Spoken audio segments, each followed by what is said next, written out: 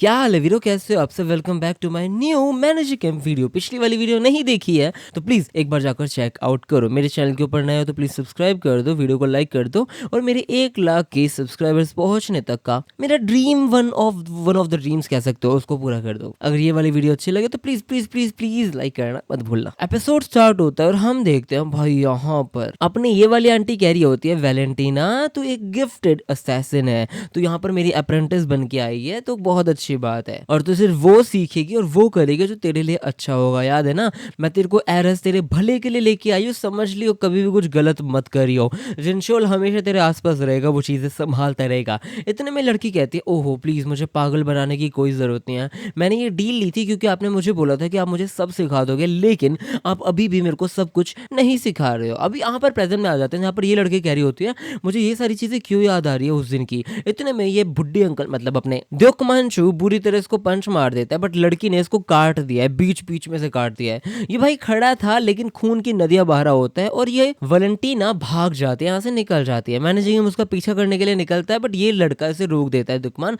और वो कहता है कि she is freaking strong monster है वो, तू मत जा बेटे मत जा, प्लीज मत जा। दुनिया के अंदर बहुत स्ट्रॉन्ग लोग हैं यार, ऐसे लोगों को ओवर पावर करना कितना मुश्किल हो जाता है, ये तो मेरे से ज्यादा स्ट्रॉन्ग था। नेक्स्ट सीन शिफ्ट हो जाता है जहां पर हम देखते हैं ये बंदा कह रहा होता है बॉस क्या आप ठीक हो। अब यहाँ पर इसकी फिक्र दिखा रहा होता है, इंजरीज के बारे में बात कर रहा होता है, बट दुश्मन कह रहा होता है चुप रह रहे, इतना सोच क्यों रहा है और इतना बोल क्यों रहा है, मैं ऑलरेडी बहुत ज्यादा एम्बेरस हूँ तो मेरे को और ज्यादा मत कर। लेकिन मैनेजर किम कह रहा होता है कि आप ठीक रहोगे, मैं जाऊँ। अब यहाँ पर दुश्मन शू कहता है तू जा सकता है, तू जा, कोई दिक्कत नहीं है, वैसे भी तू काफी ज्यादा एक्सपेंसिव है, तू अपने पास रहेगा तू बहुत ज्यादा चार्ज करता रहेगा और तू यहाँ पर मुझे देखने आया ये भी चार्ज ले रहा है ना। तो जिसमें मैनेजर किम कहता है नहीं नहीं अभी आपकी चोट चूट देख रहा हूँ मैं, तो इस पे कोई चार्ज नहीं, आप आराम से रेस्ट कर सकते हो, दैट्स ओके। दुकमन कहता है कि ये जो लड़का है ना साइड में योंगो, ये मुझे सेफ रख देगा, तू जा सकता है, बिलीव कर तू जा। और यहाँ पे फिर मैनेजर गेम निकल जाता है। अब जो अंदर अंदर जो दोनों लड़के बैठे हैं ना, ये बात कर रहे होते हैं दुकमन और योंगो कि दुकमन कह रहा होता है तेरी बनती क्यों नहीं है यार मैनेजर गेम से, जिसपे योंगो बताता है ये सही से बात नहीं करता, पता नहीं ऐसा कुछ अजीब सी बात है,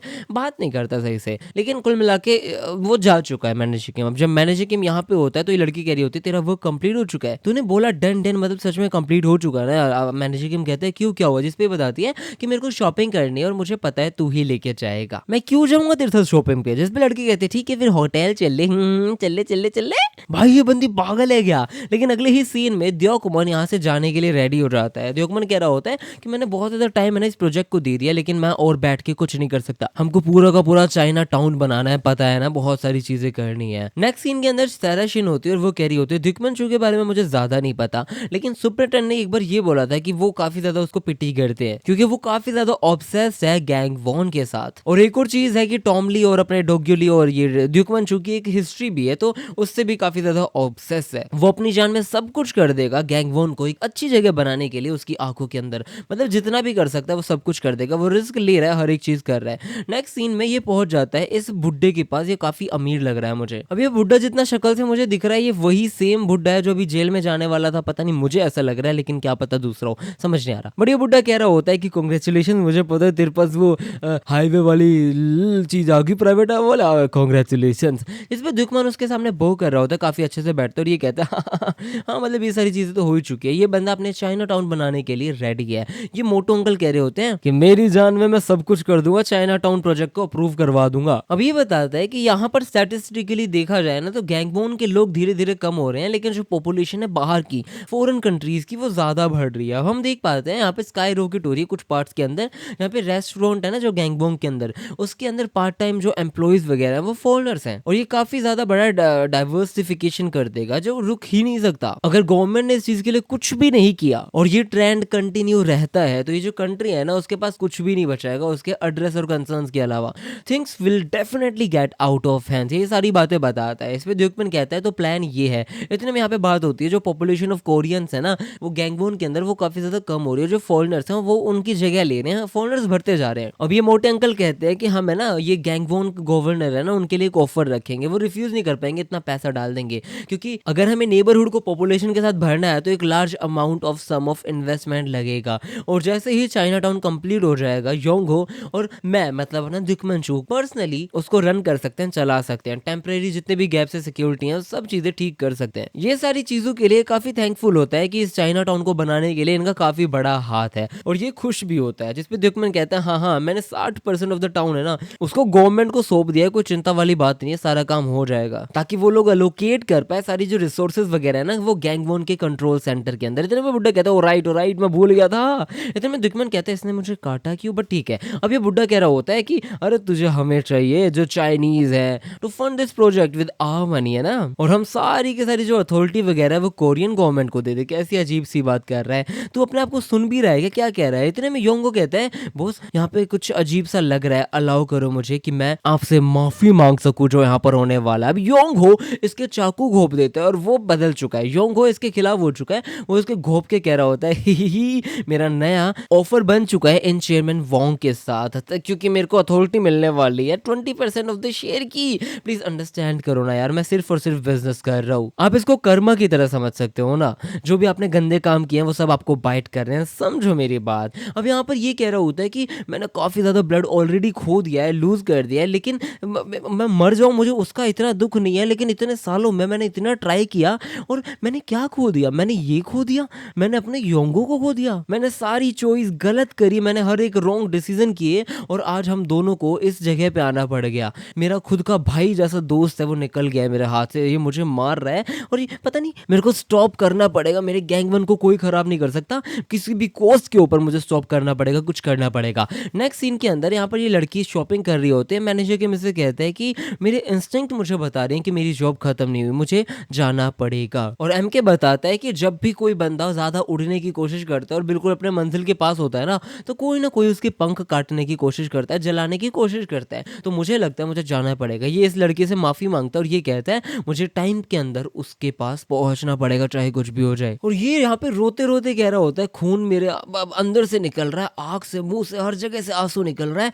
खून ही खून है। लेकिन ये बिट्रेयल क्यों यार, ये बिट्रेयल नहीं होना चाहिए था, मुझे समझ नहीं आ रहा। योंगो मैंने ऐसा क्या कर दिया कि तू मेरे साथ नहीं है, ये सारी मेरी गलती है, मैंने ही फेल कर दिया, मुझे एक बेटर बॉस बनना चाहिए था। और भाई साहब दुख मैंने इसके मुंह पे बहुत ही गंदा पंच मार देता है कि उड़ता हुआ जाता है योंगो, जिसपे बुड्ढे अंकल जी कह रहे होते हैं वाओ तू सच में कुछ तो है चेयरमैन, वो वाओ। इतने में दुखमन कहते हैं चेयरमैन वाओ मुझे समझ आता है कि आपने मुझे स्टैब कर दिया बैक पे, लेकिन आपको सच में मेरे अपनों को मेरे अगेंस्ट करने की जरूरत थी और आपको पता होना चाहिए आप लोग मुझे इतने लोगों से नहीं मार सकते हो, आप लोगों को मुझे मारना है तो कम से कम डॉग्योली को लाना पड़ेगा। और ये धीरे धीरे सबको मारता जाता है। और ये कहता है योंगो यहाँ पर एक प्लेस थी जो मैं बनाना चाहता था सिर्फ और सिर्फ तेरे और मेरे लिए, हम भाई थे यार, उस जगह पर लोग आराम से अपने गोल्ड के पास पहुंच सकते थे, डिलीक्वेंटली पहुंच सकते थे, लेकिन ये क्या कर दिया तूने, सब खराब कर दिया यार। और ये भाई कितना खूंखार लग रहा था, आप देख सकते हो भाई पाड़ रखा है इस बंदे ने, ये सबको मार रहा था। और ये वो जो बुड्ढे अंकल है ना उसके पास एक आदमी आता है, वो उसे लेके जाने की कोशिश करता है और दुखमन कह रहा होता है कोई भी बिना मेरे से लड़े जाएगा नहीं, बता रहा हूं मैं।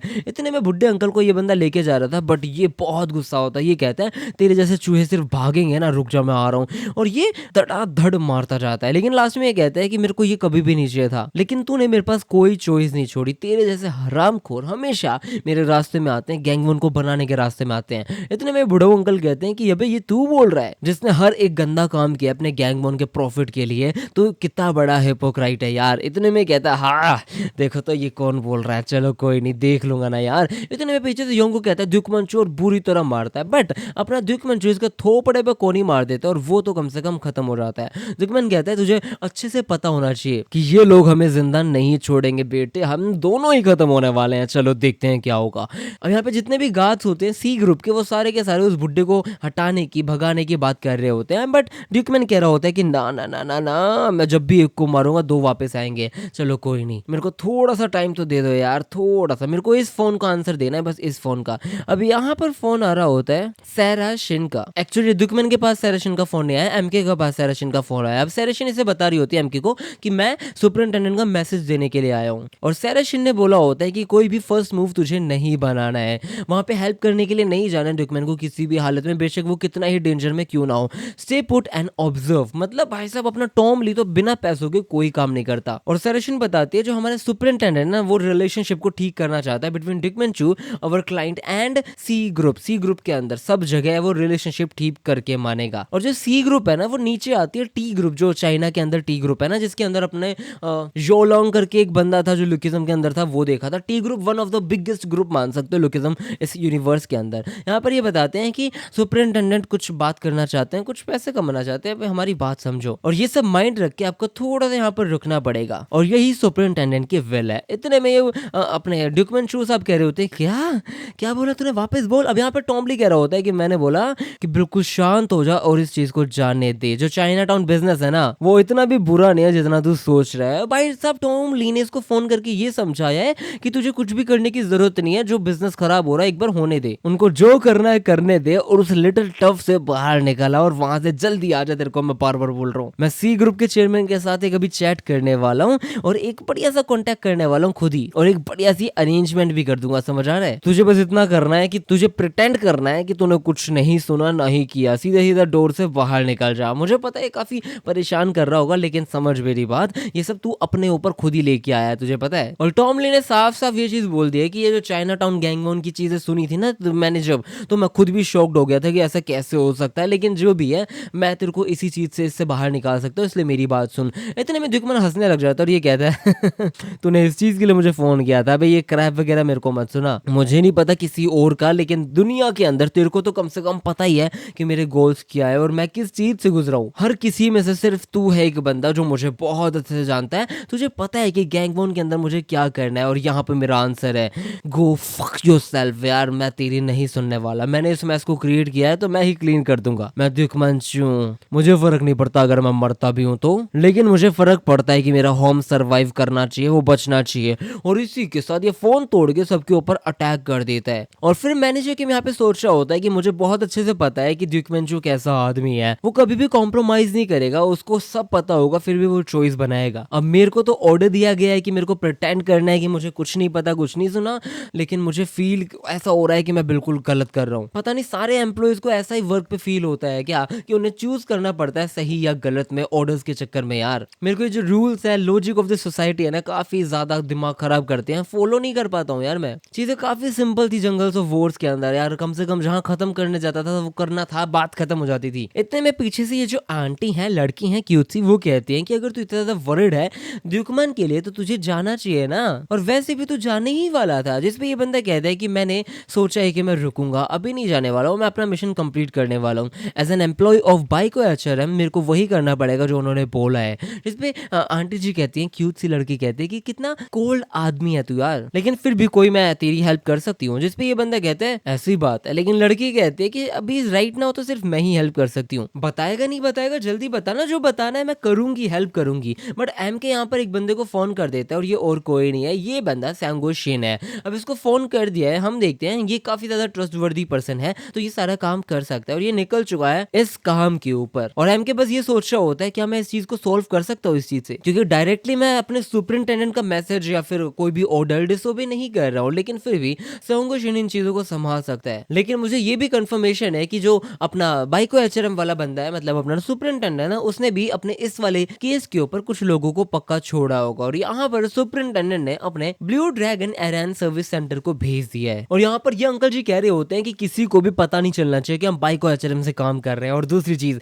ये मेरे आइडल ने मतलब डोक्यू ली ने बोला तो मैं करूंगा, बहुत अच्छे से करूंगा। और ये बंदा अपना लॉयल्टी और डिवोशन दिखाने के लिए निकल चुका है। ये भी अजीब भंड आदमी है भाई। अब सीन चेंज होता है, हम देखते हैं ये लड़की जी कह रही होती है कि अभी तू कह रहे तू कहीं नहीं जा रहा था, क्या चक्कर है तू अब, लेकिन अब कहाँ जा रहा है। जिसपे एमके कहता है मैं वहां जा रहा हूँ जहाँ दुश्मंचू नहीं है, मतलब मुझे कुछ काम कर रहा है और मैं निकलूंगा। यहाँ पर एक फाइनल प्रॉब्लम है जहाँ पर मेरी प्रेजेंस की बहुत ज्यादा रिक्वायरमेंट है। यहाँ पर टाइम आ चुका है इन सारी चीजों को खत्म करने का। बाप रे क्या क्या खत्म कर रहे हैं, क्या नहीं कर रहे हैं, क्या चल रहा है ये सब। लेकिन नेक्स्ट सीन के अंदर हम देखते हैं ये बंदा एक और है, ये कह रहा होता है कि this is alpha, do you copy. मैं अपने मिशन के ऊपर हूँ, मैं इस निंजा को ढूंढ के रहूंगा। अब ये लोग ढूंढ रहे होते हैं उस लड़की को जो और कोई नहीं, वो अभी वैलेंटीना दी रशियन मिलिट्री पार्टनर जो भी है वो है, वो उसको ढूंढ रहे होते हैं ये लोग। और जो उसकी लास्ट मीटिंग हुई थी वो कोड 66 के साथ हुई थी, वो भी गैंगवन प्रोविंस के अंदर। और उस लड़की को ये लोग क्योंकि ढूंढना तो जरूरी है, क्योंकि ये बंदी पक्का एरस से भागी होगी और वो काफी ज्यादा स्ट्रॉन्ग और खूंखार और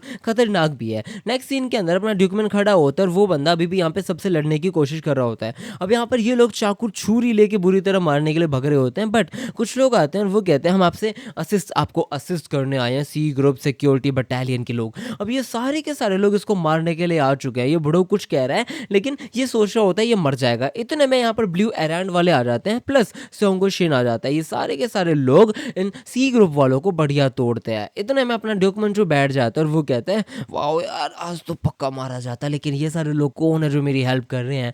अब ब्लू एरैंड वाला अपना ये बंदा बता दे कि बिग मैन आ चुका है, वो बुरी तरह मारता है। अब यहाँ के सेम सीन के अंदर अपना एमके भी होता है जो नकली वाला है, ये भी बढ़िया जूत कुंदू यूज कर रहा होता है। साइड में और लोग हैं वो भी बढ़िया मार रहे होते हैं, जिसपे ये बंदा बस हंसता है और ये कहता है कि किसने भेजा है, तुम पागलों को मुझे बता तो दो। जिसपे ये बंदा जिसके बाल है बहुत सारे, ये कहता है हम आपको नहीं बता सकते सॉरी, लेकिन जो हम बोल सकते हैं वो ये है कि आप देखोगे कि आप सर्वाइव करने वाले हो, हम आपको वादा करते हैं। और ये सर्वाइव करवाने की पूरी कोशिश कर रहे हैं। और एट लास्ट अपना दुकमंचू लगभग बच चुका है, बट एम के ढूंढने निकल चुका है उस वैलेंटीना को, क्योंकि ब्लैक मार्केट के अंदर उसके रेट्स वगैरह लग चुके हैं, कंप्लेंट्स हो चुके हैं उसके ऊपर, और वो पिटेगी। वो सिर्फ और सिर्फ यहाँ से वहां भाग नहीं रही, भटक नहीं रही है, लेकिन वो बंदी ब्लैक मार्केट के अंदर भी पागलों की तरह ऊपर रैंक कर रही है। मतलब बहुत सारे लोग अब इसके पीछे पड़ने वाले हैं, इसको मारने वाले हैं। जो बंदा इसे यूज कर रहा था, जो जिस बंदे के नीचे वो काम कर रही थी, उसने ब्लैक मार्केट के अंदर बता दिया है कि ये हाई क्लास मशीनरी है लेकिन बिल्कुल खराब काम करती है, कोई भी अच्छा काम नहीं करती, अनप्रोफेशनल है ऑल अराउंड। यहाँ पे एल्बर्ट बोलता है एट द मोमेंट वो ब्लैक मार्केट के अंदर क्रिटिसिज्म से भरी पड़ी है, इसका मतलब ये है कि इसको पनिशमेंट मिलना चाहिए यार, और क्या बताऊं। और एमके कह रहा होता है कि ये निंजा इसके खुद के सारे एविडेंस मिटाने की कोशिश करेगी, ऐसा कोशिश करेगी कि यहाँ पर कुछ भी नहीं हुआ, कभी भी नहीं हुआ, और ये सारी चीजें हाथ से निकले उससे पहले ये सारी चीजें ठीक करनी पड़ेगी। और इसको अचीव करने के लिए बेस्ट वे ये है वो बंदी सबको मार देगी जो भी इन्वॉल्व है इन सारी चीजों के अंदर। अब यहाँ पर एमके समझाता है कि एमके ने ना अपने मुक्को से उस लड़की को समझाने की कोशिश करी थी कि तुझे क्या गलत करना है क्या सही करना है, लेकिन वो जो उसका जो हेड था उस टाइम पे उस बंदे ने इस लड़की के ऊपर ये जो ब्लैक मार्केट के अंदर लगाया है, इसके चक्कर में लड़की पागल हो चुकी है और ये अब कोशिश करेगी सबसे पहले मैनेजर किम को मारने की। और डायरेक्टली नहीं मारेगी, वो इनडायरेक्टली मारेगी। इसका मतलब ये वो उसके आसपास वाले लोगों को सबसे पहले मारेगी। और जो असैसिन वाला वर्ड होता है ना, ये काफी ज्यादा कॉमन सेंस है ताकि ये एक्सप्लॉइट कर पाए एनिमी की वीकनेस को, इसलिए वो बंदी जाने वाली है मिंजी के पास। अब यहाँ पर हम देखते हैं एमके सोच रहा होता है मिंजी है कहाँ, इसने उसके कोऑर्डिनेट्स तो ढूंढ ले और मिंजी को बचाने के लिए भी जाएगा। अब मिंजी और ये अपनी हायरी का बाप, ये सारे के सारे लोग हायरी को ढूंढ रहे होते हैं और सारे लोग काफी ज्यादा परेशान है। उसका बाप सोच रहा होता है कि क्या करूं, मेरी बच्ची है, मैं कितना ज्यादा यूजलेस हूँ।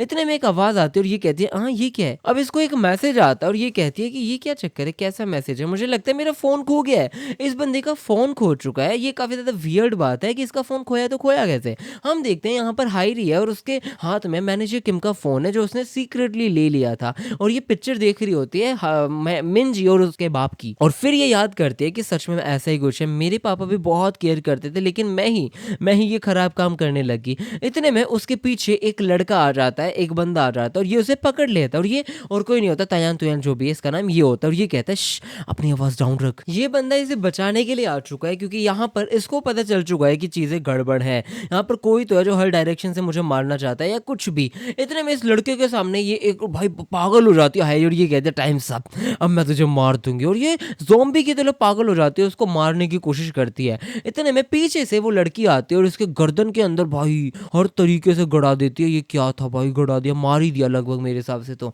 इतने में हायरी कह रही होती है ये क्या भाई, ये कौन है, ये कौन है, ओए खड़ा होना प्लीज, खड़ा होना। बट ये निंजा भाई इसको मारना चाहती है और ये कहती है कि ये कौन है, मैंने मिंजी के फोन को ट्रैक किया था, मैं उसको ढूंढना चाहती थी, लेकिन जो ओनली डॉटर है मैनेजर किम, जो कोड नेम है उसका 66, उसकी बच्ची होनी चाहिए थी, लेकिन ये एक रैंडम गर्ल है। चक्कर क्या है यार, ट्रैकिंग डिवाइस के अंदर कुछ गड़बड़ थी, क्या था मुझे कुछ समझ नहीं आ रहा। इससे फर्क नहीं पड़ता, मुझे ऐसा लगता है कि चीजें वैसे भी ऑलरेडी खराब हो चुकी है, मैं बहुत आगे निकल चुकी हूँ, मुझे पीछे नहीं जाना, मैं तेरे को तो मारूंगी। और इसकी आंख के अंदर लिटरल फंसा दिया था इस बंदी ने, ये जो भी चुभाने वाली सी चीज है। और ये बंदी काफी ज्यादा गंदी है। हायरी के माइंड के अंदर चल रहा होता है कि अब मैं क्या करूं, कैसे भागूं, क्या करूं क्या नहीं करूं, लेकिन इसके मुंह से सिर्फ एक वर्ड आ पाता है और वो था डैड, पापा, पिताजी। और ये बंदी इसको मारे। इतने में यहाँ पर मैनेजर की मार जाता है और इसको तोड़ देता है, खत्म कर देता है। और ये कहता है तू क्या करने की कोशिश कर रही है, एक बच्चे को मारना चाहती है, जरा मुझे एक्सप्लेन करेगी वैलेंटीना। भाई अपना फूफा आ चुका है, मैनेजर के मार चुका है और ये बंदा इस लड़की के मारेगा चट्टू ही चट्टू।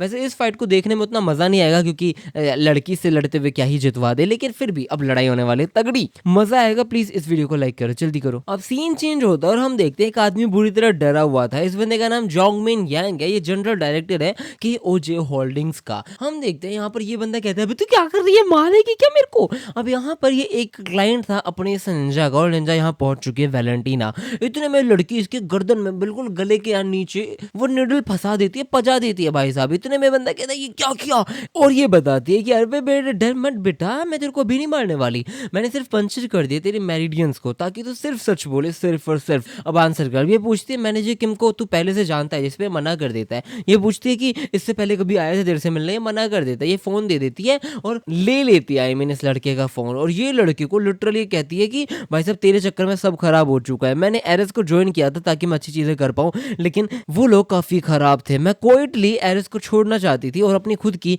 मर्सिनरी टीम खोलना चाहती थी, लेकिन मुझे लगता है कि तुम लोगों ने सब खराब कर दिया है। ब्लैक मार्केट के अंदर मेरा नाम खराब हो चुका है, कितना गंदा काम कर दिया, मैं सबको मार दूंगी। अब ये कोड 66 को ढूंढती है इसके फोन से, और ये कहती है तू कौन है लड़की। वापस प्रेजेंट में आ जाता है, यहाँ पर ये बताती है कि मुझे लगा था कि तू मंजी किम हो गई। उसके बाद में इसकी आग के ऊपर मार रही थी, बट यहाँ पर आ जाता है मैनेजर किम। ये बुरी तरह चिल्लाती है और एमके आता है, इसको मार देता है। ये बंदी दूर गिरती है और एमके कहते हैं एक्सप्लेन कर वैलेंटीना ये चल क्या रहा है। लड़की कहती है कोड 66 ये चल क्या रहा है तुझे मैं बताऊं। इतने में वापस पंच मार देता है और वो दूर होती है। एमके कहता है कि अगर तू सच में मेरी डॉटर को मारना चाहती थी तो बहुत पिटेगी। वैलेंटीना फुल स्पीड में इसके ऊपर अटैक कर देती है, और फिर वैलेंटीना कुरोड़ा वो जो है मैडम, उनकी टेक्निक से इसको मिडनाइट ब्रांच वाले टेक्निक से काट देती है लगभग। बट हम देखते हैं एमके अपना थ्रेड्स निकालता है स्टील वायर्स, और इसके हाथ को पकड़ के इसके थोबड़े में मुक्का जड़ देता है, और ये कहते हैं तुझे सच में लगता है तू कुछ कर सकती है, तुझे पता नहीं है कि मुझे बिल्कुल नहीं पता कि तेरे को जियोंग की टेक्निक आती है नहीं आती, बहुत बुरी तरह मारूंगा और मरती जाएगी, इतना मारूंगा। और यहाँ पर ये फिर से बच जाती है।